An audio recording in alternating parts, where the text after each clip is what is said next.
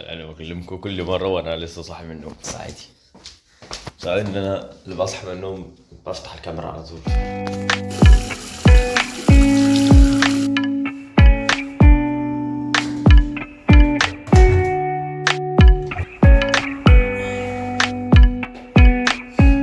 الهدوم، بصوا احنا هنجيب الهدوم دي نرتبها هنا، ننشر الحاجات دي هنا، هننزل فاهمين. النهارده هيبقى يوم طويل أوي، ممكن يبقى أطول يوم في السنة حرفيا. ليه؟ بسبب النهارده يوم رأس السنة، آخر يوم في السنة، وأنا شغال النهارده بالليل. شغال الساعة 7 بالليل هبدأ شغل. 7 بالليل بقى، ده معناه إن أنا المفروض هخلص من الساعة 4 5 الفجر، فاهمين؟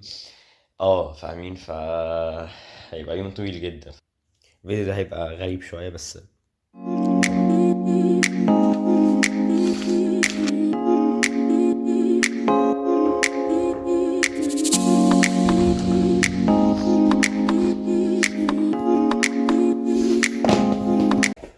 شايفين الحباية دي؟ طلع فيهم غريب أوي. عادي. رخمة أوي، وجعني جدا.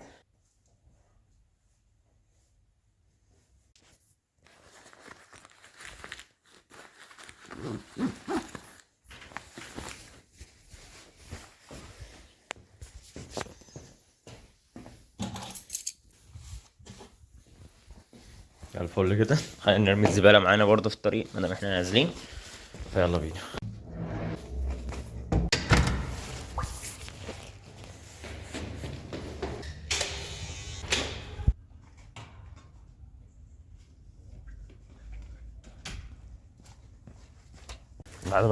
بعد ما فتحت الباب بس عشان اصور التصوير، الفكرة ان هو انا نازل من السلم وبتاع، قفلت الباب على نفسي تاني.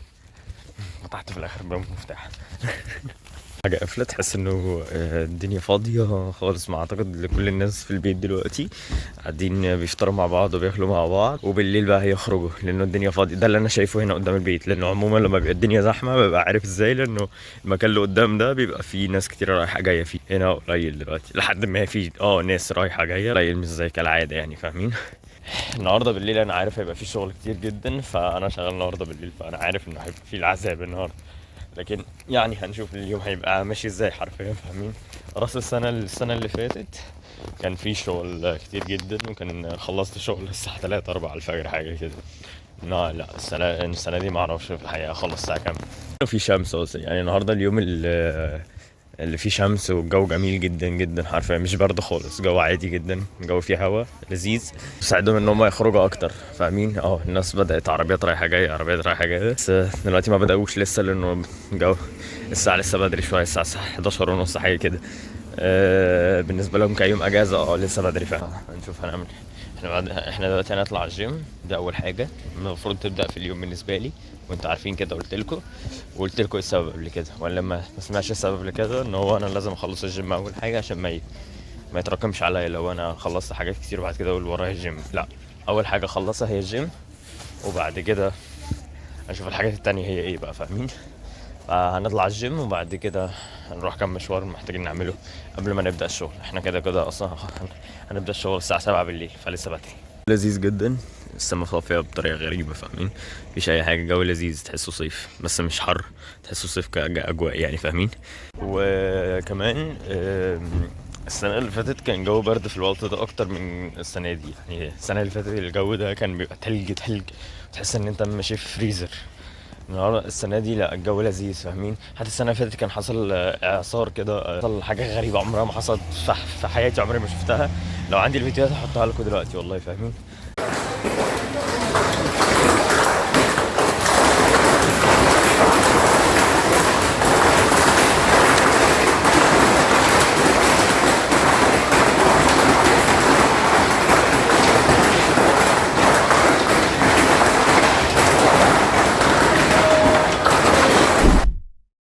هنروح نشوف الاجواء دلوقتي في تشينترو عامله ازاي. هنعدي لان احنا كده هنعدي عليه، فهنشوف الناس، في ناس كتيره ولا لا، وبس هوريكم دلوقتي الاجواء عامله ازاي.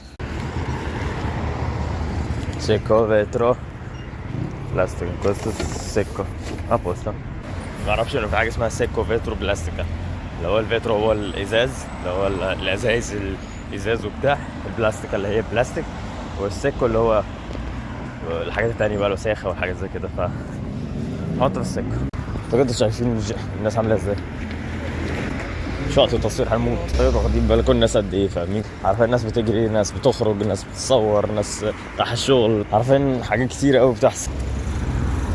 ما فيش مكان دلوقتي الصبح، وما فيش مكان العربيات تركن، فاهمين؟ في ناس بتدور على اماكن ده، غير انه في جراج فوق هيفوق كده اكيد مليان دلوقتي، انا متاكد. بوليس هناك يعني، ما دام بوليس هناك اعرف انه المكان ده فيه زحمه. المكان ده فيه زحمه، يعني هنا مكان زحمه وجوه في السنتر مكان زحمه.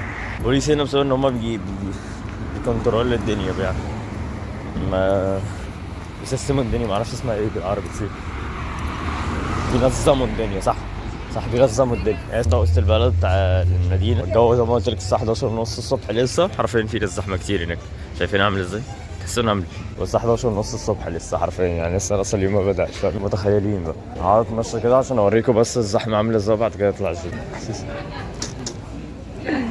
تشاو زامبو تشاو زامبو. Guarda che quando scherzo delle religioni, Cosa religione? sto scherzando, musulmani e cristiani. Eh? Quando io scherzo con te Ok. e parlo dei musulmani, io scherzo, hai capito? ما لا الراجل العجوز ده بيجي عندنا على طول، والنبي هو متر اصلا 40 متر 40، يعني قصير قوي، فعسل كده تحسه عسل.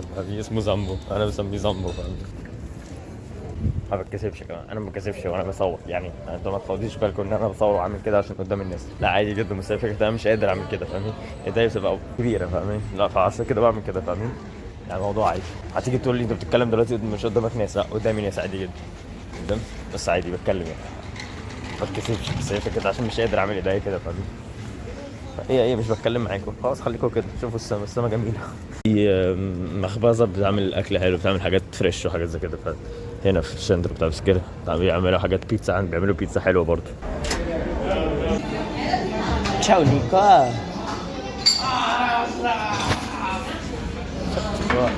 Auguri. Come Nicola? Ma che cazzo dici? Ma veramente, perché io lo so cosa di fare e cosa non di fare. Quanto mangio, quanto no, e questa roba. Ah sì, io non mangio ma va bene, ok, non cambia niente. No, cambia molto. lo so, cambia molto. اعتقد وانا بالكسر مش هحط الكاميرا هنا في القهوه والمكان اللي انا شغال فيه كده. عندهم الالوان حلوه.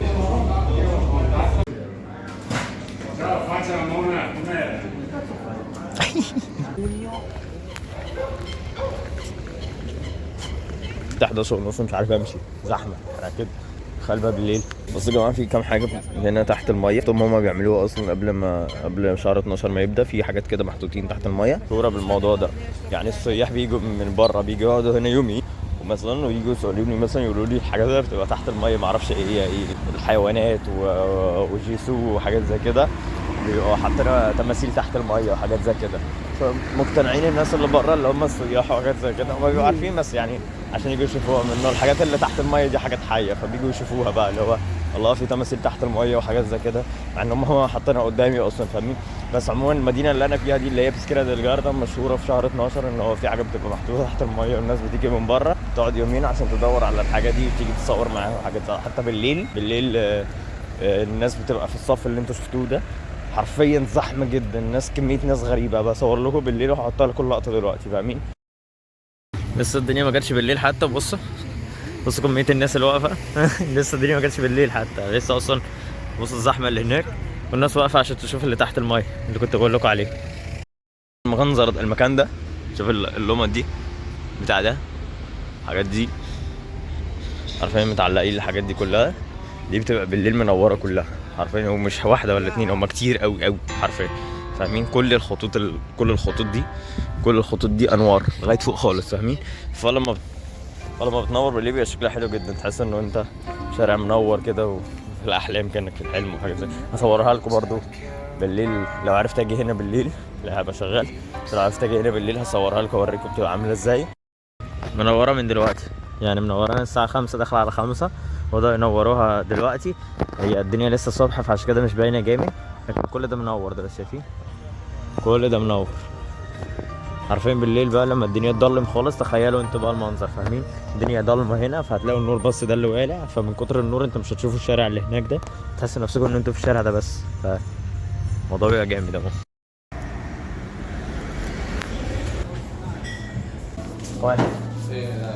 Auguri. Auguri. Un anno migliore. Speriamo. Sì, perché io ho già finito tutto. Sì, certo. Quando lui è arrivata 14 persone da mangiano allo stesso tempo. È stato un po' casino bello veramente. Un po' di passatempo veloce, anche io. Se fosse sempre così, arriva gente, boom, tutti insieme. E dopo andando via? Te ne vai. Veramente sì, la stessa cosa, vero? Però se devi stare qui, aspettare. Non fai niente.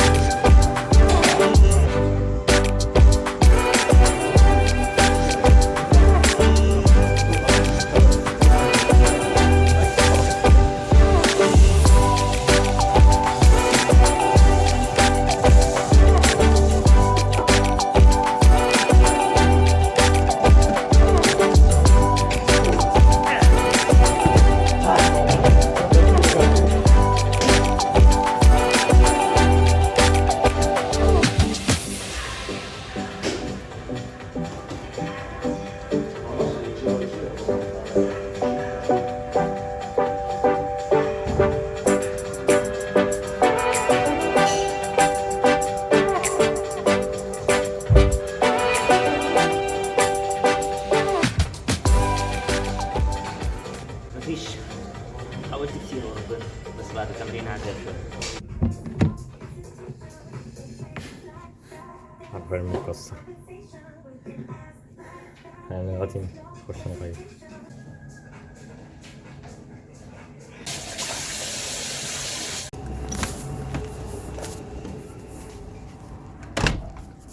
لسه خارجين قسم بالله متدغدغ. انا متخيلين انا داخل من الساعه 12 الساعه 3 دلوقتي، بقالي 3 ساعات حاجه كده، بقالي كتير فعلا، قعدت في الجيم كتير جدا النهارده، مرنت كتير. دلوقتي هنطلع سوبر ماركت نشتري كام حاجه، بعد كده هنطلع ناكل، بعد كده هنروح البيت، بعد كده هنروح البيت عشان نجهز عشان نروح الشغل، فقدامنا لسه مشاوير.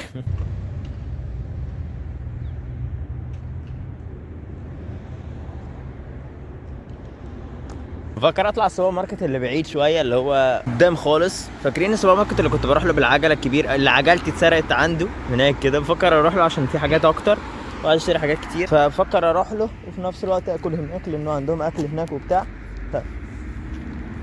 عندهم اكل هناك وبتاع، فبفكر اروح، مع انه مشوار شويه بس اعمل ايه. هنشوف دلوقتي. هنطلع نريح شويه لانه ورانا الليله عسل. هصور لكم النهارده بالليل الدنيا هتبقى عامله ازاي حتى عشان تبقوا فاهمين، وهيبقى فيه صواريخ وحاجات زي كده، فيعني هنشوف الدنيا هتبقى ماشيه ازاي. يعني ما اعرفش اصلا هتبقى قدام الكافيه عندنا صواريخ ولا هتبقى الناحيه الثانيه، فاهمين؟ احنا هنطلع السوبر ماركت اللي هناك خالص، ده السوبر ماركت اللي باجي له على طول وانتوا عارفينه، اللي هو انا بعدي من هنا على طول الجيم على السوبر ماركت. انا مش هاجي السوبر ماركت ده، انا اروح في سوبر ماركت بعيد شويه. فاكرينه اللي كنت بروح له بالعجله اللي عجلتي اتسرقت هناك كده؟ كنت بروح بالعجله، كان 10 دقايق يعني مش كتير، او 10 دقايق اكون وصلت البيت اصلا. دلوقتي انا ماشي بقى بسبب ان انا عجلتي اتسرقت، وفي نفس الوقت ما بجيبش عجله تانية لان انا بعمل حاجه تانية دلوقتي هتشوفوها قدام شويه، ان شاء الله. هتفرق كتير جدا في حياتي، وهتفرق كتير جدا في الفيديوهات، وهتفرق كتير جدا عموما يعني. اعتقد انتوا فهمتوها يعني. لكن ربنا يسهل يعني، ان شاء الله خير. المهم ده اللي مخليني مش عارف اجيب عجله ثانيه ومش عايز اجيب عجله ثانيه، ودي بتتمشى رياضه في نفس الوقت. زونه ناس نايمه، ده معناها انه في زونه ناس نايمه وفنادق يعني. المكان ده فاهمين انه ده كومباوند ناس بتخشوا من هنا كده بس يا جدع. انا كنت بقول لك مش لازم ازعاج، في ناس نايمه وبتاع بالليل، وده كومباوند الناس بتخشوا. انتوا عارفين يا جماعه انه اغلب السكن هنا اللي هو موجود في بسكيرة كزي دي، او الكومباوند ده، او كومباوند في ناس كومباوندات كتيره موجوده زي ده كده مثلا، وكل ده كومباوندات غير ده، غير في واحد قدام خالص. انتوا عارفين كل ده مش ايطاليين يعني، مش اصحاب البيوت دي ايطاليه. الناس ممكن تشتري البيوت دي عادي جدا، بس اغلبهم اصحاب البيوت دي مش ايطاليين، اصحابهم من المانيا ونيوزيلندا والدنمارك والحاجات زي كده، لما بيجوا ايطاليا وبيبقوا عايزين يتفسحوا في ايطاليا على طول، وناس بتيجي ايطاليا كتير يعني، بيجوا يشتروا هنا بيت ويفضل بتاعهم. وفي الصيف اليوم اللي هيجي فيه اجازه فتره ما مثلا، فهيجي يقعد في بيته. هو مش هيروح يأجر في بيته ولا هيروح، هو بيجي يقعد في بيته لان هو اشتراه اصلا من زمان كمان، فاهمين؟ انا عرفت الموضوع ده في الصيف ده، كنت في الصيف اللي فات ده كنت بعوم وبتاع، وما اعرفش اتعرفت على كام واحد دنماركيين، كانت عيله. شفت شباب بتلعب كوره كده، فرحت لعبت معاهم. فبقول لهم انتوا ساكنين فين؟ قال لي انه احنا ساكنين في بيتنا هنا. قلت لهم بيتهم ازاي يعني؟ قال لي احنا ده بتاعنا احنا وشاريين وحاجات زي كده. قلت لهم هو في ناس كتير بتعمل كده؟ قالوا لي اغلبهم بيعملوا كده. ف في ناس اكيد بتأجر وبتاع، بس في ناس كتيره برضو بتشتري بيوت ويفضل بتاعهم بيت رسمي، بيأجروه الصيف كامل، بيأجروه الشتاء كامله، والصيف الوقت اللي هو عايز يجي فيه اجازه بيقعد فيه 3 شهور 4 شهور، وبعد كده يرجع مدينته ويكمل ايجار عادي، فاهمين؟ ف ده معلومه جديده عرفتها من فتره، بس اديني بقولها لكم دلوقتي يعني، فاهمين؟ عشان تحطوا في بالكم يعني، عشان تبقوا عارفين يعني. نعتبر ان احنا وصلنا، هو المكان هنا كده. اكيد انتوا عارفين المكان ده، الناس اللي اتفرجت عليا في الاول عارفين ان السوبر ماركت ورا البتاع ده على طول. في سوبر ماركت كبير مش زي اللي هناك ده، مش زي بيني ورا ده، دي ورا، اوكي؟ ده في واحد ورا ده بقى. جماعه ايطاليا ما بتعرفش تستغل المساحات، يعني المساحه دي لو اتعملت مثلا ملاعب كوره واجروها زي مصر وبتاع، والناس تاجر ملاعب وبتاع، والله العظيم تبقى تحفه قسم بالله. لانه المكان ده اصلا ما اعتقدش تبع حد نهائي خالص، فاهمين؟ المكان ده من اول ما جيت بسكيرا، اللي هو اعتبرني من سنتين، وهو كده ما اتغيرش فيه اي حاجه. ف يعني انا بفكر اخد المكان ده واعمل فيه ملعب كوره واقعد اجرها بقى، وتبقى جمدان جدا حرفيا، مع انه اصلا في نادي وكل حاجه. لكن بتكلم اللي هو الناس اللي مش في النادي يخشوا عايزين يلعبوا كوره ولا بتاع، هكسب دهب على اني اعمل نعمه ربي. مش عارف فاكر اعمل كده والله، فكره والنبي. اللي معايا في الفكره يقول لي والنبي. تمام، مكلفه شويه بس هكسل تيجي. انا عجلتي اتسرقت هنا، كنت حاططها هنا واتسرقت هنا، كانت في المكان ده بالظبط.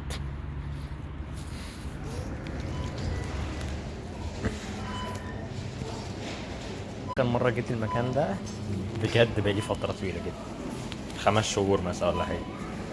حاطين كمية عروض غريبة بسبب راس السنة وبتاع، ربنا يعافينا عن الفينو وبتاع والحاجات زي كده. بس حاطين كمية عروض غريبة حرفيا غريبة، في كل حتة عروض. يابا كابتن كفاية البتاع ده. صواريخ، تيجي نجيب واحدة نفرقع فيهم النهاردة بالليل. دي برضو حاجات، دي شوربة وحاجات زي كده بتتحط في الميكرويف 10 دقايق 5 دقايق بالكتير قوي، بتاكلها هي تكون جاهزة. الحاجات دي كلها جاهزة اصلا، فاهمين؟ الناس المستعجلة بتاخد الحاجة دي تحطها في الميكرويف، يعني زي ده ما اعتقدش بيتحط في الميكرويف، بيتاكل على طول. ده دول بيتحطوا اللي هو الشوربة والحاجات زي كده اكيد عشان تسخن. بس فالحاجات دي موجودة في ايطاليا كتير عموما، فاهمين؟ الحاجات السريعة على طول. عصير توت فريش، توت ما فريش شوية حتى ده، يعني اغلى من الباقي. توت مش فينو، ده توت، سوكو دي بوب مارتيلو. يعني حتى دول نفس الشيء يا جماعه. بصوا شايفين دي مكرونه رز، الحاجات دي كلها بتتحط في الميكرويف 5 دقايق تكون جاهزه اصلا، فاهمين؟ السلطه تكون جاهزه اصلا، تحطها في الميكرويف تكون جاهزه، تسخنها بس. الحاجات دي كلها، كل اللي تحت ده كله من بقى انواع معينه بقى، فاهمه؟ هنا المكرونه بالجبنه وحاجات، هنا بالتونه، هنا ارز التونه بالفراخ والخضره، يعني انواع كتير حرفيا. شكلي هجيب ده، زي هو ده اللي بالشوكولاته، فاهمين؟ في حبوب شوكولاته جوه، طعمها حلو، بس واحد كبير زي دول كده، زي دول كده بس. بصوا الحليب اللي هنا ده لما الناس بتجيبه عشان تشربه في نفس اليوم، ده بيخلص بكره 5 جنيه، فاضل له 5 ايام، يعني فاضل له حاجه بسيطه جدا. في حليب تاني بقى انا بجيبه تواريخه بتفضل 4 شهور 5 شهور لو ما اتفتحش. لو ما اتفتحش بتحطه في الثلاجه وما بيحصلوش حاجه، فاهمين؟ انا بعشق الجيم روم، اسمها روم صح اعتقد اسمها، انا بعشقها جدا، فبفكر اجيب. شكلها دي مغريه جدا حرفيا، دي شكلها مغري قوي، تحس ان انت عايز تاخدها في البيت تقعد تاكل فيها كده حاف، فاهمين؟ الناس اللي ما بتحبش الجبنه هيقولوا لي يا جماعه انا خدت بالي من حاجه، فينيتو مالاجا ده اماكن، فينيتو ده المكان اللي احنا فيه، فيرونا بريشيا احنا كلنا في فينيتو.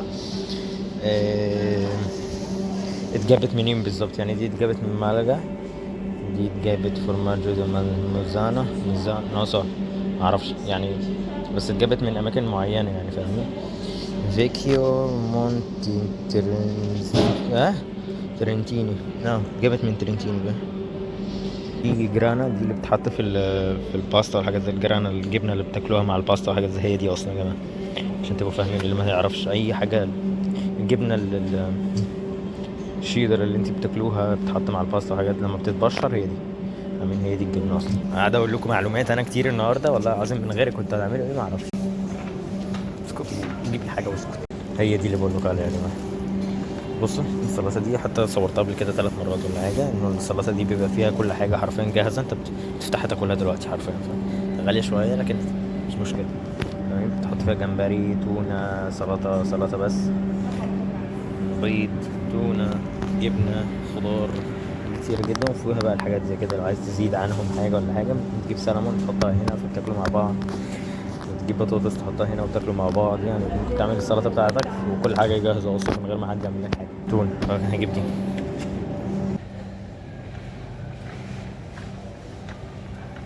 ده الحليب اللي بقول لكم عليه. انا كنت بقول لكم انه اللي فات ده هيخلص في شهر كمان 5 ايام. شوفوا ده هيخلص في امتى، 25/4، يعني هيقعد بتاع 4 شهور. فاهمين؟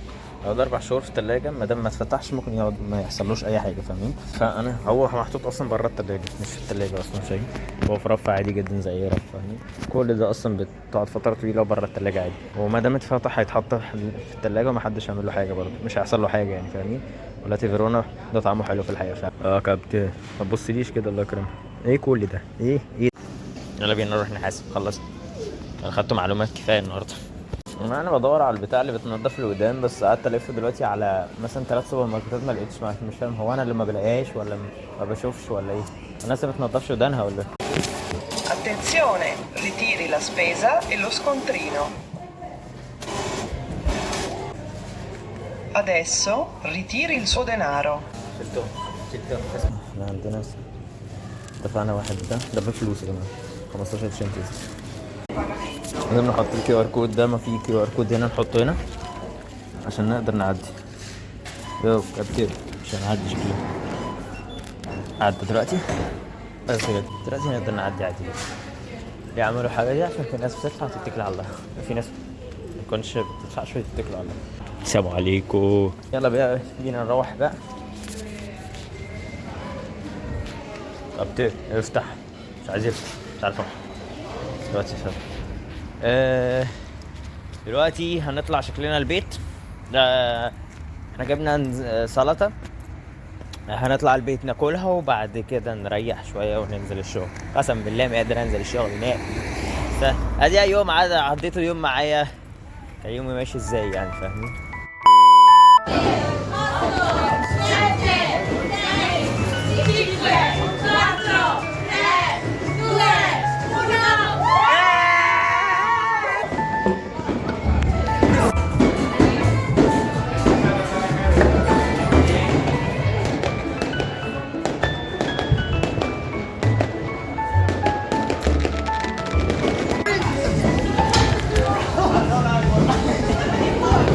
Arca, ma dai! Non lo so come